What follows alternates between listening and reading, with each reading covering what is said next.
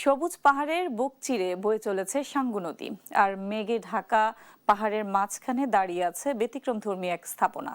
বান্দরবানের বালাঘাটায় নির্মাণাধীন অত্যাধুনিক প্লান্ট টিস্যু কালচার ল্যাবরেটরি হতে যাচ্ছে দেশের অন্যতম আধুনিক কৃষি গবেষণা কেন্দ্র, যেখানে প্রযুক্তি নির্ভর কৃষির মাধ্যমে বদলে যেতে পারে পাহাড়ি জনপদের ভবিষ্যৎ।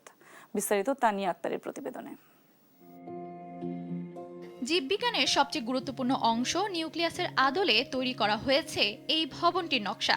প্রকৃতির সঙ্গে সামঞ্জস্য রেখে এমনভাবে নির্মাণ করা হচ্ছে যাতে পর্যাপ্ত প্রাকৃতিক আলো প্রবেশ করতে পারে।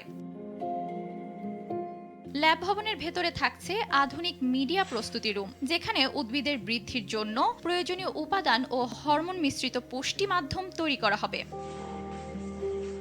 সেই সঙ্গে থাকবে সম্পূর্ণ জীবাণুমুক্ত পরিবেশে উদ্ভিদের টিস্যু মিডিয়াতে স্থাপন করা ট্রান্সফার রুম, গ্রোথ রুম, পরিবেশের সঙ্গে মানিয়ে নেওয়ার জন্য অ্যাক্লাইমেটাইজেশন ও হার্ডিং জোন, গ্লাস হাউস এলাকা এবং গবেষণা ও প্রশিক্ষণের বিশেষায়িত সুবিধা।